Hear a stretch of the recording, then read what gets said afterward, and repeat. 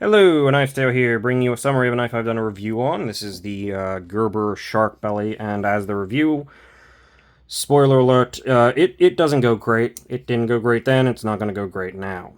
In fact, it's going to go pretty poorly. This is not a great knife. Gerber does not make great knives. The only two knives that I can say from Gerber that seem like they might be slightly better than average, but then you're still got to be wondering and risking major QC issues, would be something like the Gerber Flatiron in D2, maybe, and the Gerber, I'm talking folding knives, of course, the Gerber Gator, which is a much larger knife in 154 cm. It's plastic handles, but it's much more substantial. I think that one might be okay and decent for the money, assuming the steel was executed on even the remotely decent area that you can sharpen to. Because their basic stock edges are. This is kind of horrifying. Let's be honest. It's kind of horrifying. In fact, the tip is off, and I'm pretty sure it came that way. I haven't sharpened it, but I also haven't been able to cut much with it, so because it's just not that sharp. And this is hollow ground, so yeah. Let's just take a quick look here. Gerber logo, giant billboarding, Portland, Oregon made. That's unfortunate. Shouldn't. That's kind of sad that it's made in the USA, or enough of it's made in the USA for them to put that on there. 420 HC blade steel is, 8 CR range. It's about as cheap and budget as a legitimate blade steel can be. Anything lower than that's typically either not worth mentioning or not even labeled as what it is and just called stainless steel. Let's be honest. 7CR 5. Yeah, no one's telling you that they're actually using those steels. At least not seriously. Except for maybe companies like Gerber. Because why?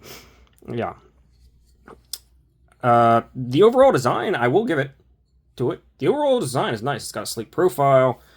It's got surprisingly good ergos, minus the fact that I've taken the pocket clip off, which is tip down carry only. Not as big of a deal for this lockback with retention that keeps it closed, but that's the only place that clip can go for some inconceivable reason. And I've taken mine off for a reason. We'll get there in a second, but as I was saying, the overall design's decent. This sort of reverse. I guess they almost look like, what do you call them, louvers on a car or something like that. They make sense for the idea of the shark belly, because you think of shark skin denticles, where they're rough in one direction and they're smooth in the other direction. It sort of plays on that, and these are actually quite nice in both directions. And I don't know. The handle's executed in shape and form factor. Everything actually is pretty good here. The design could be great. Sheep's footy blade. Maybe a little bit more blade could be gotten in there, especially considering the blade, ends here for some reason. And there's a lot of handle that this thing could probably sit deeper into. If they really... Or you could lower the handle a little bit, maybe. If they really wanted to, but honestly, you could probably shorten the handle too. Yeah, just nuke that off. You'd have a just as perfect of a knife, but still, the overall design is actually pretty good, which makes this even worse, especially and there's a hollow grind on it, which is sad for a hollow grind. It's not super thin. The edge is done really poorly. Fit and finish is kind of awful on the blade. Fit and finish is kind of awful on the handles. I mean, you have injection molded plastic, but look at all these unfinished, unsanded ends and bits that stick out. And I mean, that's where they broke it off the mold, right?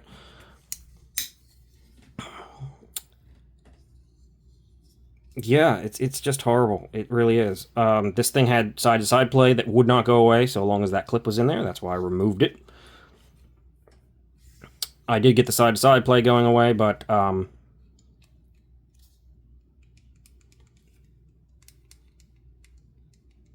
it's got up and down play unless you're like pressing into it and holding it in position. The lock here. Has a decent amount of up and down play. It's certainly not a triad lock. It's a barely functioning lockback. I suppose it's reasonably smooth, sort of. There's a half stop. Pulls fine. I'm trying to find things here that aren't terrible, but this is a $35 knife, or $34.90 something. This is like a $20 to $25 knife in actual execution. Like that's you might be able to find better $20 to $25 knives. Maybe a $25 knife, maybe not 20, but it's too expensive, and the QC is quite bad, and I don't know. I mean, at least it's centered up now that it's tight, sort of, mostly centered. Still a little off, but it's not recommendable. It is an interesting design. I wish it was. Wouldn't it be nice to have a really budget brand that can solidly deliver a locking folding knife made in the USA? It would. This is just not it. So, yeah. The Sharkbelly.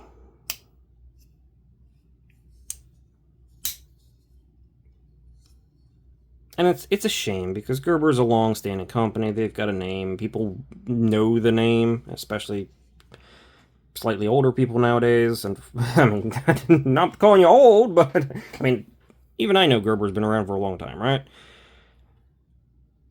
And when you're looking for a knife, if you're not into knives or you're not really sure what you're looking for, you see this and you might think, hey, that'll be fine. It's slightly more expensive than a piece of junk that you get.